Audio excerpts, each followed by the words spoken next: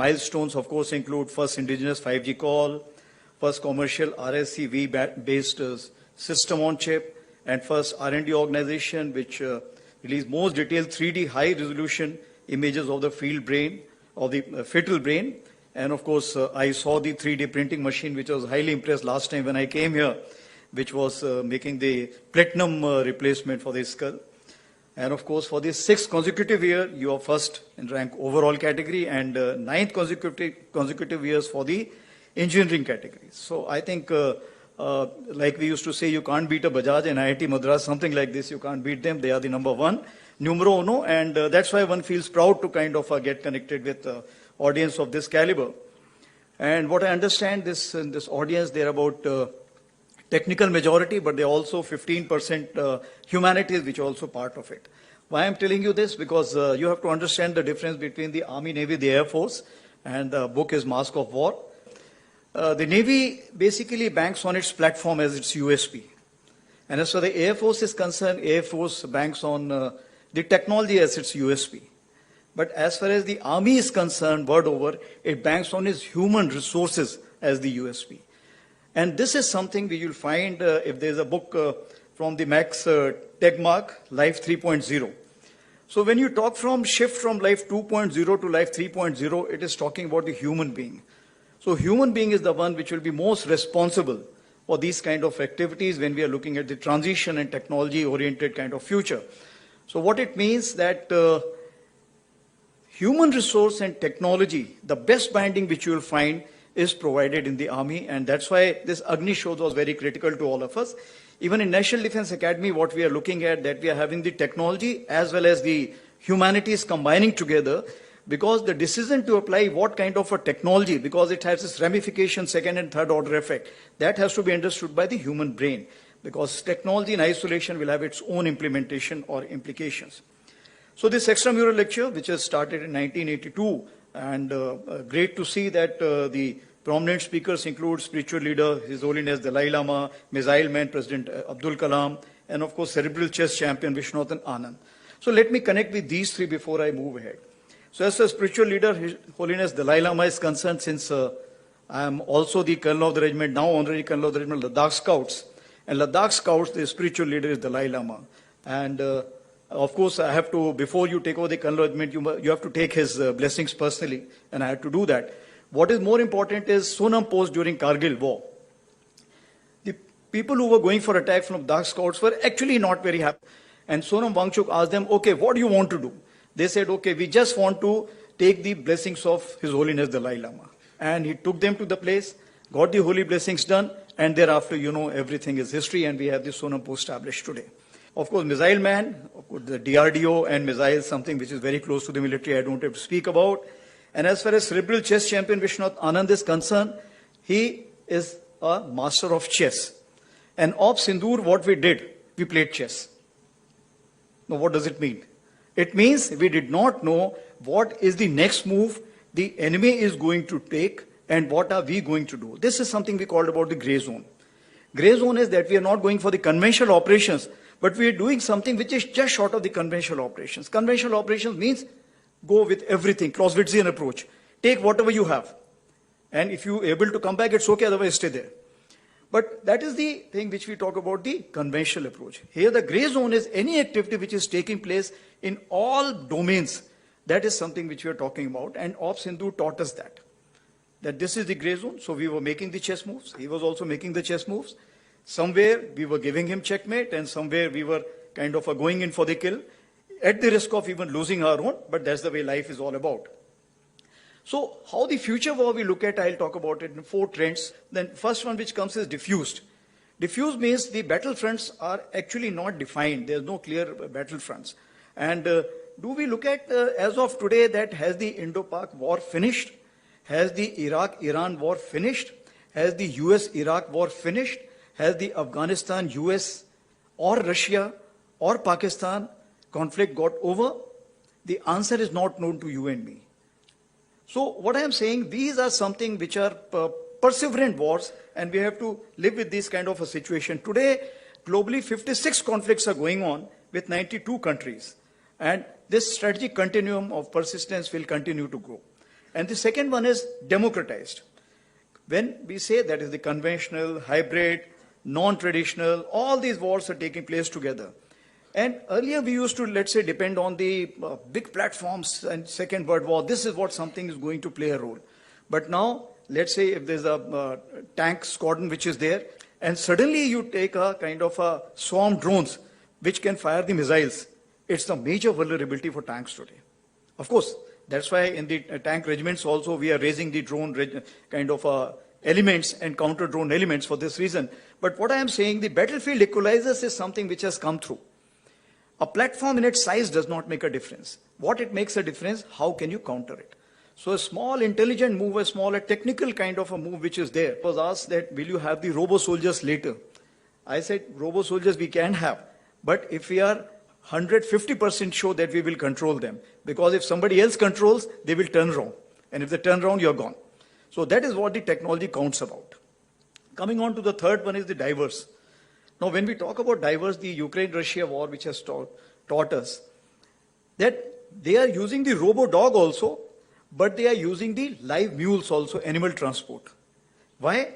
Because when the animal which is moving on a pre-designated route, it is not a very, very lucrative target. But if you go with the ATV and carry the ammunition, itself becomes lucrative target. So that is the diversity. You're looking at a robo-dog as well as the animal transport live, which is carrying the ammunition in those trenches. So as far as the Indian Army is concerned, it is different from what we talk about the US wars, what we talk about the Iraq-Iran war, Hamas war. Why? Because as far as we are concerned, we share two borders. And both borders, you can call it live, semi-live, in whichever terminology you can look at. But these two potential adversaries have the capability to orchestrate kind of a war, which we have to face together or one by one. That we cannot say for sure as of today. But capability-wise, we have to stand up to both the fronts. Now, if that be the case, then we have to look at 5 generations of warfare. It means the technology will come up, but the space is only that much. So technology also have to fit in the topmost layer, and then slowly and slowly seep down to the lowest layer. That is what is something important. So technology has to be imbibed, it has to be understood, and then it has to be percolated down to a common soldier. And that is why I have said that eagle on the arm. Means our 12 lakh population of Indian Army, everybody should have one drone each, is eagle on the arm. That is the beginning which we are looking at.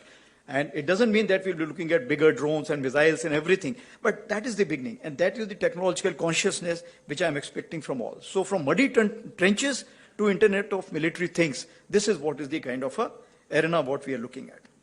As far as the demography is concerned, that is the fourth D I was talking about, is of course, which are the principal players in this complete thing? The terrorist groups, Hamas, LET, now TRF, now some more names which are coming up. They will be permanent part, at least the India is concerned. Militias, we have Wagner Group, and now recently Myanmar has issued a thing that you can have the private army operating there with 25% from the foreign. We have so many others also, you're aware, Legion of kind of France or other places where you will find that the foreign troops are coming. Similarly, from Nepal, I am told UK is also employing some people for their RT regiments and others. So you will find these kind of outsourcing, or if I can say that the soldiers, then the merchants. Merchants today which are part of the battlefield, whether Starlink, Apple, and so on and so forth. Of course, we have the citizen soldiers, and I must tell you, when Kargil happened, the citizen soldiers were prominent.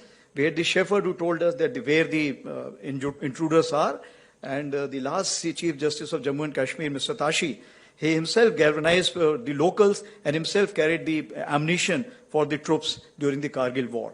So what I am saying, citizen soldiers are omnipresent, and any kind of information which they have, if they give us, for example, drones, as you see where the drones are flying, so that if it is put in the app, it helps us knowing that whether it's our drone, whose drone, and this kind of a thing we have tried in the Amarnath Yatra recently in JNK.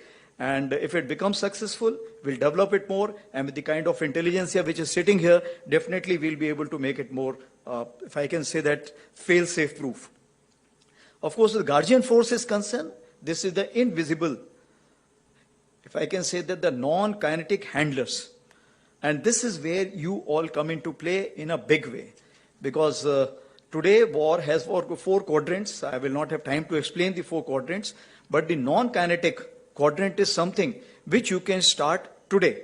And the next war, which we are looking at, it may happen soon, and we have to prepare accordingly, as already been brought out by Director, that in this we have to fight this battle together. This non-kinetic has to be fought together. So what are the deductions? That as far as whole of nation approach will be there for the next war, it is not the military alone which will be fighting. Let me assure you very clearly in this issue. As far as the grey zone is concerned, it's ever present, and this will remain. As for the multi-domain, cyber, cognitive and space, these are the new terms which are coming in, and these are the new terms we need to learn more from you. We can tell you what do we want and what do we need to counter, but how, when, why is something you need to give us the answer. Atmanirbharta. Atmanirbharta, it's a long-term thing. Presently, whatever technology is being imported from outside and being called as Atmanirbharta, definitely it has a hidden cost. We are ready to pay more cost if it's purely made in India, because then we know that we can change it, we can modify it, we can upgrade it. That is the biggest advantage. That is what we are looking at in-house technology. And as far as collaborative and synergistic is concerned, that means intra and inter. Because today, for example, we do not know what is happening on the Pak Western Front. But this information, when we have the exchange of intelligence with our neighbors on the other side, we'll definitely get to know which are the troops which are moving in what places. So what I am saying that interconnections are also equally important, which we call collaborative. And these collaborative will also, after some time, will go to the satellites and so many other agencies which are there, which are meant for a commercial purposes, but can also be used for the defense purposes. And if a synergistic approach is concerned, within us, that is the tri-services, NTRO, and so many other agencies which are there. So finally, if I look at that, India is facing a 2.5 front, and if it is facing the land borders, then keeping in with the psyche of the people in India today, currency of victory will remain as land. And that is, with that premise, I will say that what all actions have been taken and what are we looking at. 2016-19, again, we got 2 wake-up calls. We went in for a major transformation, whatever we could, and we declared as a decade of transformation, which actually year of transformation given by my predecessor, General Pandey, and then we made it decade of transformation because changes don't come so fast. You need time. Years of technology absorption, we created 2 years because technology, like I told you, has to be absorbed at top, but it has to seep through a soldier, and it is not so easy. It's a social change, and social change cannot come with a jerk. And of course, year of reforms, which were declared by our Honorable Raksha Mantri, and that is what was a major catalyst and a major kind of anchor for change. And all this combined together, we put a vision for Viksit Bharat 2047 for the Indian Army. So, Peter Drucker said the best way to predict future is to create it. And if that is the case, actually, it helped in Sindoor because when I took over, the first thing which I did was the multi-domain operations war discussions. Multi-domain operations is basically how the technology can be imbibed in the warfare. Normally, we have been doing the bean counting, okay, how many tanks, how many infantry battalions, but this is the time we went in. And it was not purely military. We had the academia joining us from all these stakeholders, whether it's CERT or anyone for that matter. We had those people and they told us that what you can do, what you cannot do, and what you're doing is Stone Age or it is actually in advanced stage. So that is how it showed us the mirror. And since it showed us the mirror, it helped us in a big way. So moving ahead, I will just talk about the Op Sindoor as such. And since Op Sindoor, you may be actually saturated by seeing the TV and the parliamentary debates. So I will not spend much time on that. I will say how the technology came into play.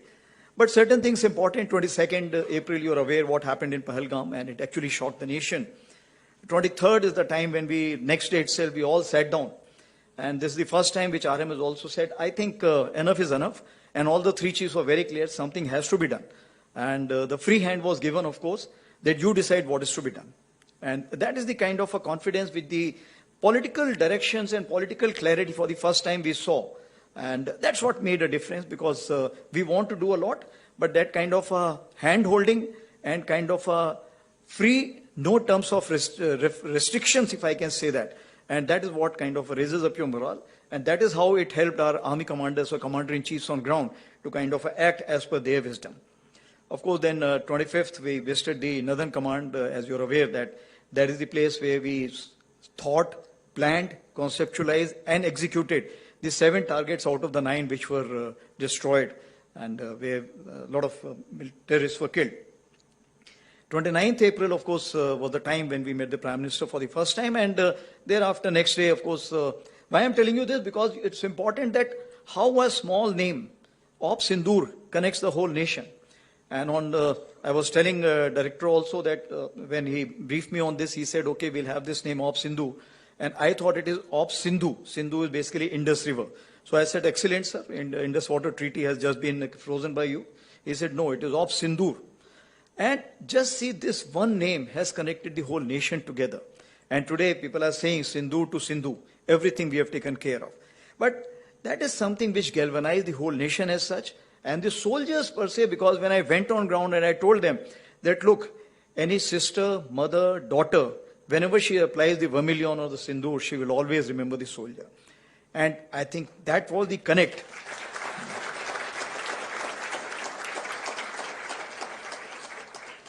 And I think that was the connect which they brought the whole nation together for one cause. And that is the reason I think the whole nation was saying, why have you stopped? I think that's the question which was being asked. But of course, that has been amply answered by. So the strategic clarity was in DIME, that is diplomatic, information, military and economic. And that's why you see that the IWT was frozen, then High Commission strength was reduced, the defense personnel were moved out, persona non grata they were declared, and visas were revoked. Because when you go for such kind of offensives, what happens? You need to always look at what the other side is thinking and how this chess is going to get played. So what we did, we created a red team. So this time what we did differently, as far as Uri, you are aware that it was a 2016, it was a shallow thrust and it was launch pad we were looking at.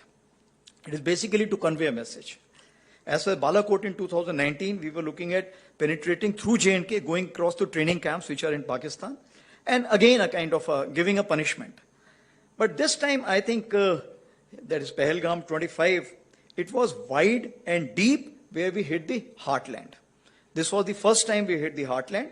And of course, our target was the nursery and the masters. And like I told you, and this has never been done, and even Pakistan was not expecting that the heartland will be hit. And that's what came as a shocker to them. But were we prepared for it? Yes, we were prepared for it to absorb the blowback which will come up.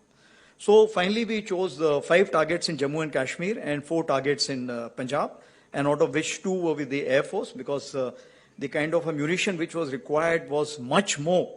And at such a long range, if you have to send it, then the options are either with the Army, Navy, Air Force, long range weapons, or with the Air Force. So we decided to go with the Air Force, and it helped us because thereafter all the kind of if I can say that the rebounds which were taking place or the blowbacks which were taking place. But what is important, it was a new normal.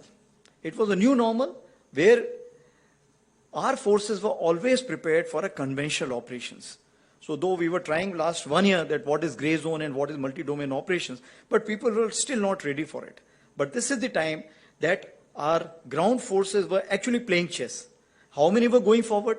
How many were staying back? How many were moving somewhere else? So this kind of a chess move was there. So in this chessboard of 64, something was visible, something was not visible.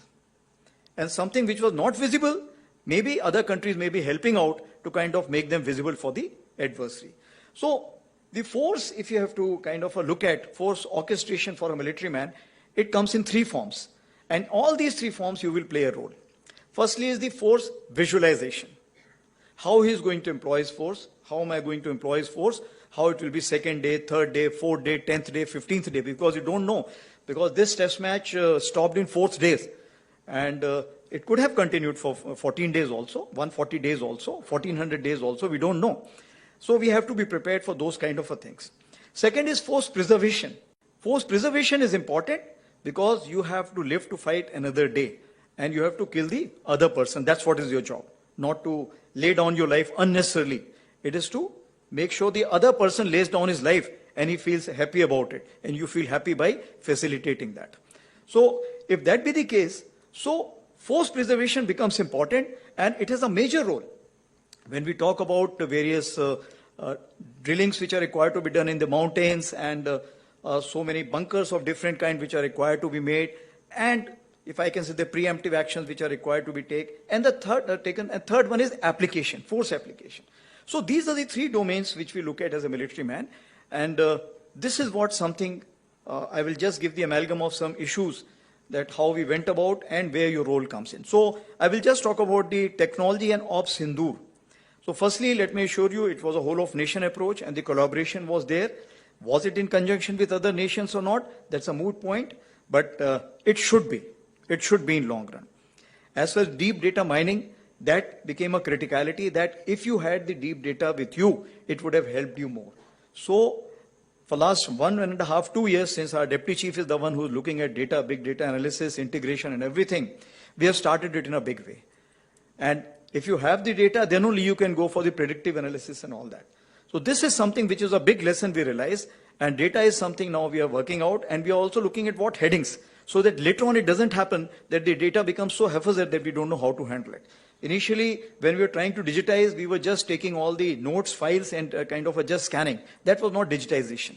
Digitization is reading it, scanning it, and be able to get this kind of a job, which requires a major, if I can say that, processing capability. And this processing capability was not available with us. But again, courtesy the initiative of the deputy chief, we walked up to Maiti and they gave us, and that is the kind of a GPUs. So this is something which immediately helped Indian Army to go in for, if I can say that, data handling of a big quantum. So first one which I will talk about, the intelligence, surveillance and reconnaissance, because we realize that the common operational int picture is something which is important, or integrated picture which is important. We have for the Army, we have for the Navy, we have for the Air Force. But getting it together so that all the, if I can say, the layers can sit on one and then we can take the decision. That is something which we have not been doing. By the way, this is the first time that the India has one operational name, common name as Ops Sindoor. Earlier we used to have, for example, if it's Kargil, so you'll have Op Vijay for Army, Safed Sagar for Air Force, and so on and so forth. So even if we were kind of having some problems, inside the room there was no cameras. We could sort it out and come back as a fresh man when we come outside. But what is important is the differences must be discussed and it must be overcome. And that's what we could achieve. So as far as the ISR is concerned, we realized that whatever authorization you give, I have told you that I'm looking at Eagle on the arm to begin with. So whatever the small drone which has been shown to me today, I had discussed this dream last year when I had come here. And of course, thereafter, I realized that in the headquarters, things are moving very slow. So I created those organizations which are now kind of, to fill their quench for thirst, they have to buy all these things. So we have created the Rudra, Divyastra, Shaktiban, and of course, Bhairav. What all this is already in the internet, you can look into it. So tethered drone, something which came as a kind of a big surprise to us. Because the jamming was so high in this Ops Sindoor that they could not cross, some they could cross, we could not cross, we could cross some. So the jamming was something which became a kind of a thing for the surveillance. So tethered drones is something which provides us that kind of a thing, because even if he wants to target, how many will he target? So the number is more, then it becomes easier, and there is no, if I can say that, the gap which is there. And that's why tethered drone became the talk of the town. And as far as the satellites are concerned, yes, satellites we realize that we need much more, but pseudo-satellite came up in a big way. Pseudo-satellites are the one which basically, they perhaps what we say, they come to a particular level and remain for the desired period what you want. And they cover the area what you desire to be covered. So that is something which we are also working out. The other side is also buying it. And this is some field. But what is important is not only the flying object. It is the electro-optical equipment which is there and the communication from that to the ground. This is something which comes into play. And this is also need to be seen. And of course, as far as the endurance of that satellite is concerned, important. So this time also what happened, some good Samaritans, no names, nothing, came up. Because India exists all over the world and our diaspora is all over the world. And of course, if I can say that, picking up data from the social media and mobiles. There is another thing called as light situation. That, okay, where was the light on today? Where was the concentration of light was more, here or there? Now to get this kind of information, kind of process it and come out with the inference, ki, okay, this is what artificial intelligence, that this is what it could be. This is what something is required. And you will find all these fields, you will play a very, very important role. Of course, we have lot many agencies, NTRO, ISRO, INT agencies, etc. And we realize that our platform, which are common, need to be much more empowered. So we are working towards that. And of course, we also need to strike a balance between the federated and centralized info flow. Because if you have centralized info flow in the cloud, then what happens? You will find that if that gets impacted, the only one, the reserve alternate which you have, that's all.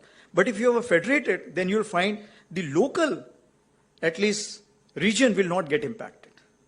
Because that will have its own as well as having with the central server. So this is the kind of a thing which you are looking at. And that is where you'll find that all the three services have something called as centralization and decentralization. And a mix of that is something which is the orchestration of operations. The second one is narrative management system. So narrative management system is something which we realize in a big way because victory is in mind. It's always in mind. If you ask to a Pakistani whether you lost or won, you say, my chief has become field marshal, we must have won only, that's why he's become field marshal. So what I'm saying that this is how you can influence the population. So it is the domestic population, it is the adversaries population, and it is the neutral population. Can rising powers be accommodated? That's a question you have to ask, and you will get the answer yourself. So then we made inroads through our own way. And the narrative management system, by getting the social kind of a sensitive index, then getting to use the Twitters and other handles from other places. So the strategic messaging which was there was very, very important. And that's why the first messaging we did, that okay, justice done, of Sindoor, that hit the maximum, I am told, in the world today, the number of hits which received. So that was the strategic messaging by a simple message. And the logo which you see all over the world was created by a lieutenant colonel and a NCO. So we prepared all this. So when we were going in for this kind of Sindoor operations, we were also going for these things because narrative management system is important. So what it means that when it comes to the technology, there is a technology here, there is a technology here. The big party would like to propagate a technology to be much, much better. And you will get influenced by it. And the smaller one will not have the money power to kind of propagate that. So that is where I think the narrative management system plays a role. And if we are able to kind of get in time, I assure you that we will be able to help out this kind of a smaller party also. As we dug through the OSINT, we could also declare the fake. And that's why with the IIT Guwahati also we have signed and for IIT Delhi also we have signed the MOUs on interacting or getting information from the OSINT. And this fake R stamping was something which was giving a great credibility. Now when we talk about the predictive analysis, I told you about the big leaders. But I think with this kind of a thing, we do not have time now because even the corps commanders will change, even the naval commanders will change on the other side. So we need to put in all this data and we should be able to see, okay, what is the thought process? What is he likely to do? No, predictive analysis is required. And that is where we all play a role in it.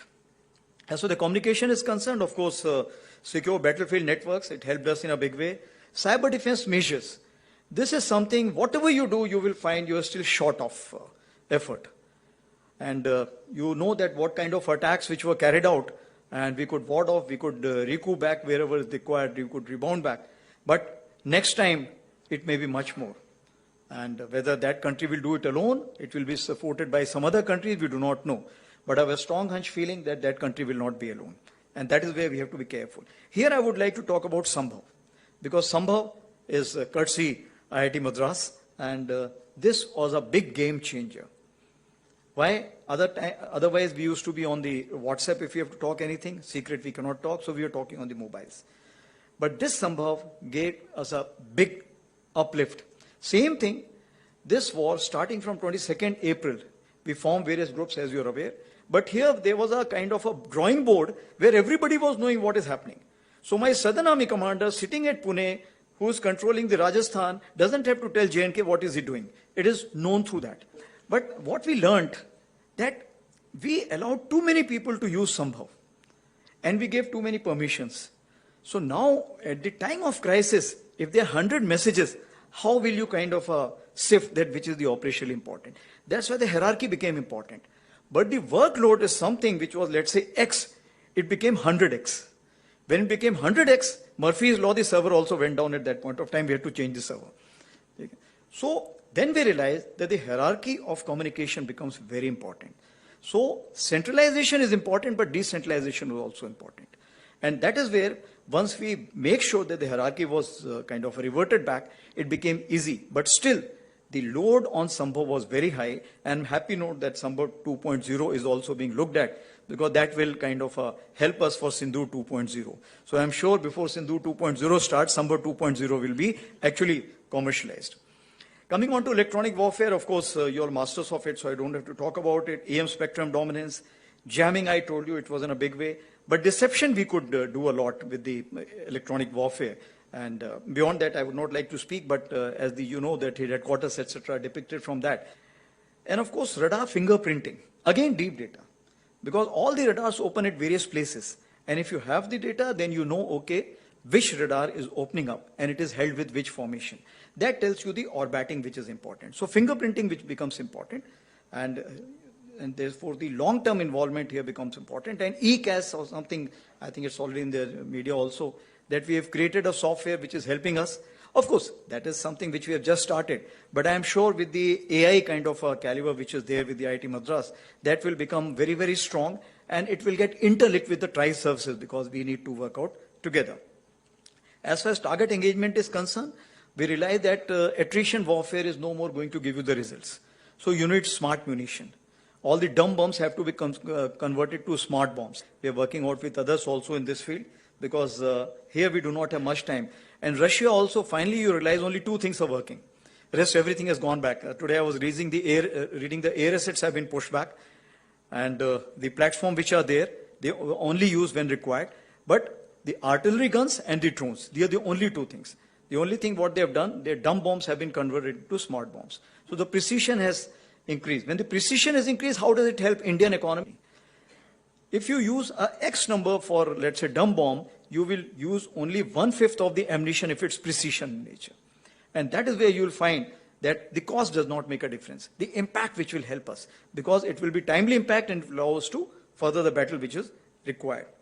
Rockets, extended range, we are well aware that what we are working here. And we also carried out a trial yesterday where we got the circular reparability of 2 meters for the 70-kilometer Pinaka. And of course, ramjet technology, again, we are having a very, very high hopes.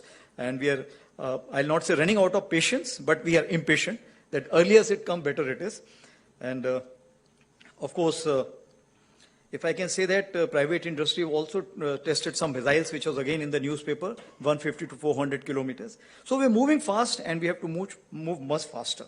Swarm drones and mother and the, if I can say that the sub drones or children drones which are there, there's a new concept. And today there is in the newspaper, in the Twitter also, and in India also, one company has offered 30 kilometers of spool. And in Ukraine, they have used 40 kilometers for spool. So there is no interference or jamming which can take place unless you physically destroy it. So this is the kind of a thing which is being looked at. So what happens? You send a spool for 30 kilometers. By the time the two layers of jammers have been kind of passed through, thereafter the mothership goes another 20-30 kilometers, opens up with the kind of a sub-drones. And then you can create the havoc which is required. So 50 to 60 kilometer depth we can achieve. That is the kind of a range what we are looking at with this. And of course, armed UAVs, I don't have to talk about it. And employment of baits from both sides. So this time what they did, they send the small drones first, so that you use your anti-aircraft guns. You open your radars. So your anti-aircraft gun locations are known, your radar locations are known, then say frequency is known, so they know which kind of a radar and everything.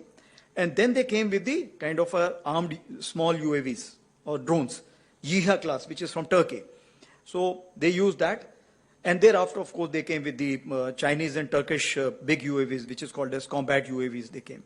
So just because I think we were well prepared, we had the kind of ammunition, we had the kind of coordination, we had the kind of missiles, and we had the kind of counter-US equipment, which is the soft kill. All this combined together helped us in a big way. But will this help us the next war? No. Why? Because drone and counter-drone is a ratcheting effect. If you have better technology for drone, counter-drone technology will grow. Thereafter, you have to drone better and then counter-drone. So both have to keep kind of overcoming each other deficiency or strength. So therefore, this is a constant battle which is going on, and for this we cannot sit idle. And that is where we need to work together. As for the counter-UAS equipment is concerned, in the area of 800 kilometers, we had 4,500 flying objects, including the Air Force.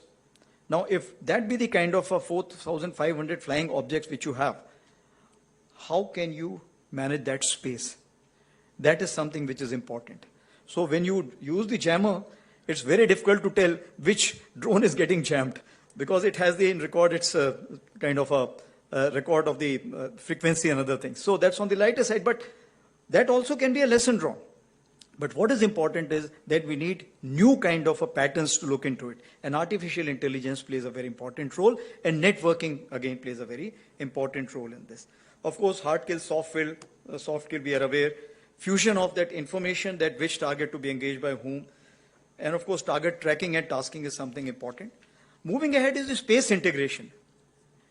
NAVIC, it will take some time, but I'm sure by 2026 December, we should be able to get it. But as far as the space is concerned, satellite, we used it in a big way. Images, satellite images. But actually the requirement is much, much higher. The satellites availability is much, much lower. Every side, even if you look at the America also, they will also find it difficult when you go for an intense war. This time the intense war was not there. Was it a conventional war? There are not many questions. It was a conflict with an enhanced volume. So if that be the case, then we need images not only from the satellites. What are the alternate means? That is something. And if not, then can we get the change detection very fast? Is it going to help us?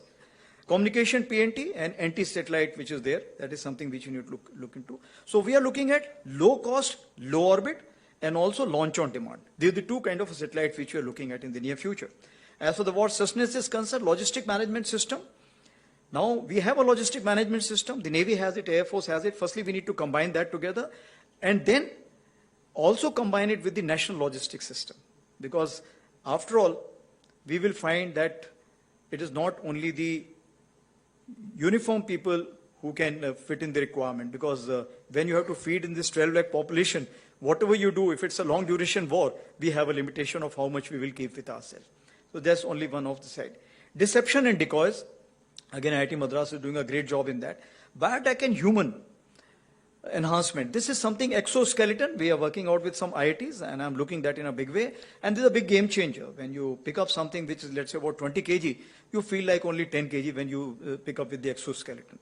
So that's why we are looking at it in a big way, and a lot of progress is being made, but I think it's still not enough. And also stress analysis sensor. This is something which is important, because we need to have the sensors now, so that everybody wears this and we get to know how much is the stress, and depending on that we can send the people ahead, back, or a kind of a stress buster.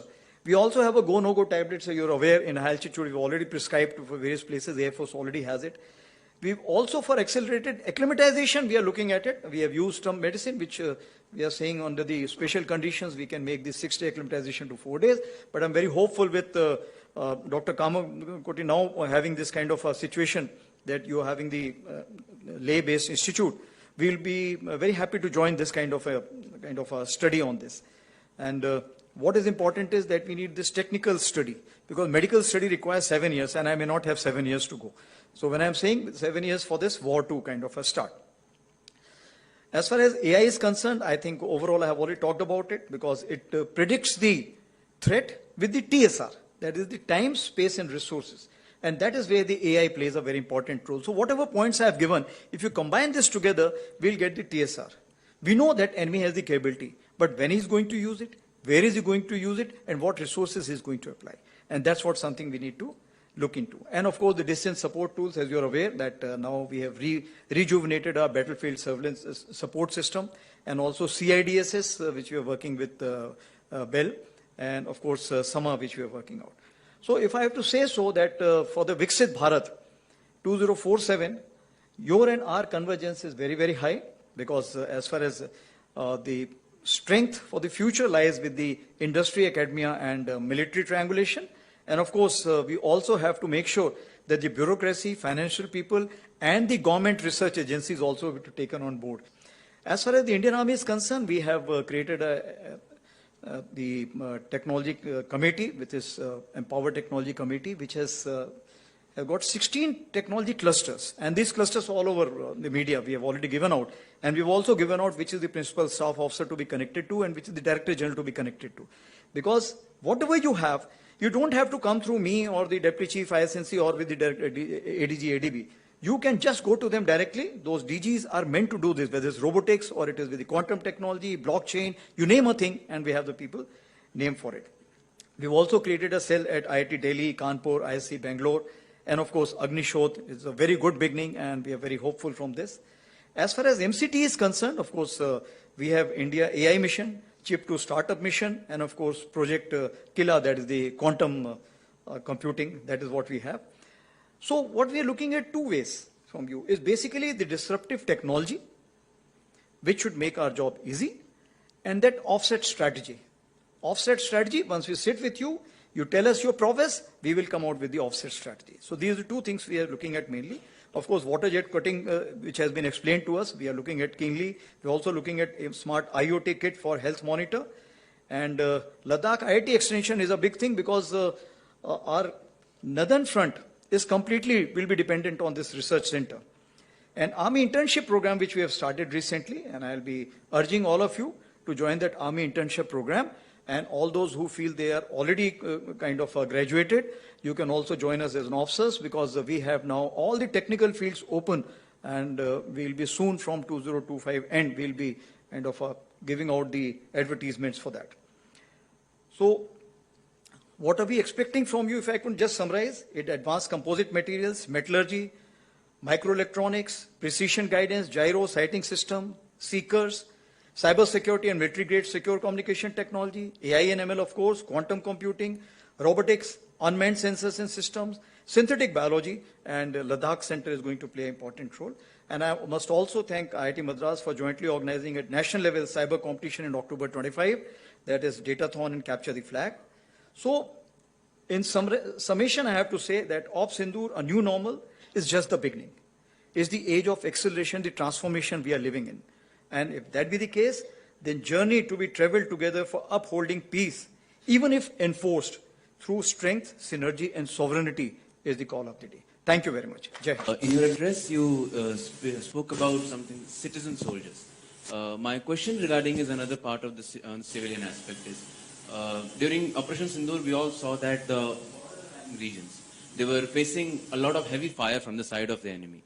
In such situations, can you shed some light upon the role of the army to ensure that civilians don't panic and behave responsibly, which is, I think, very important during such operations?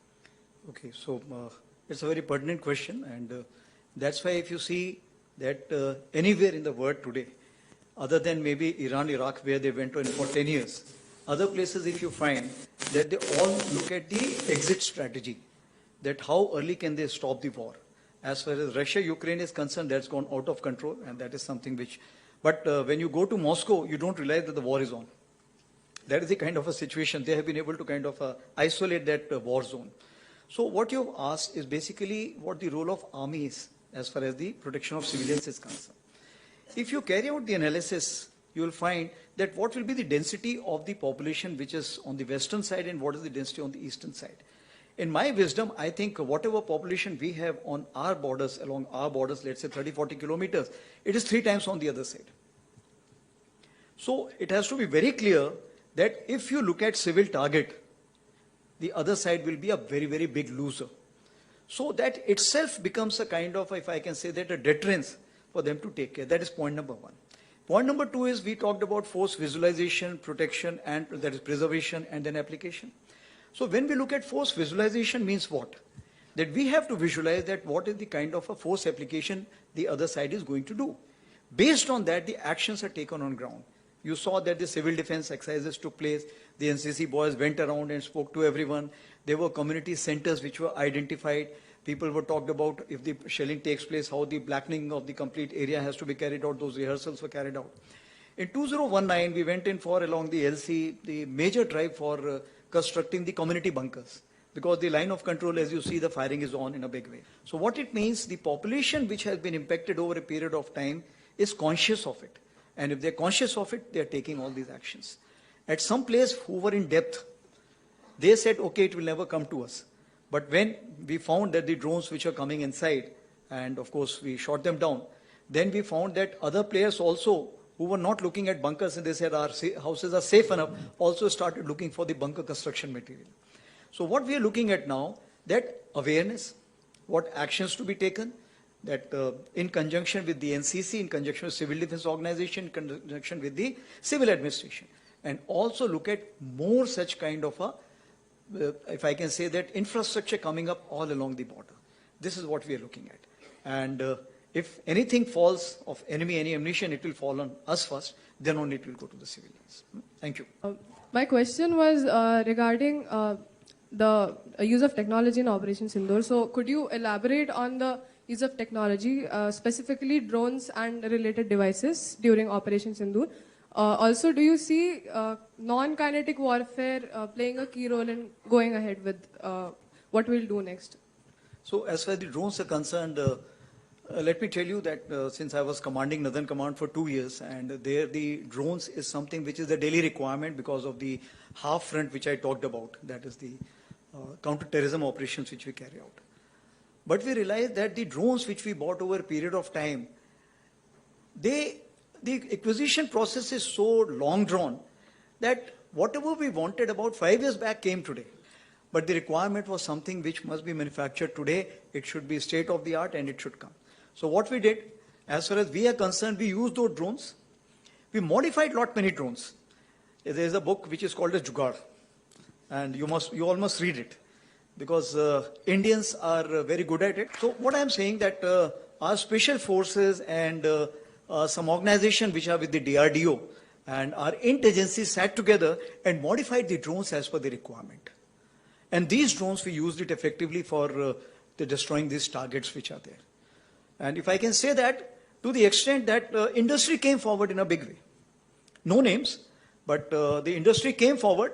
Whatever they had, they told us, this is what is available with us today. Please take it and use it the way you want. We said, money, forget about it. So this is what is the patriotism and nationalism all about when we talk about that whatever was there with the country, everything came forward and we used it effectively. But was it enough? No. It was only 1/10 of our aspiration. And that is why a huge chunk of now emergency powers have been given to us. And from that emergency powers, which we are buying in a big way, the lot ammunition, the drone equipment, and counter-drone equipment. This is what we are looking at. Thank you.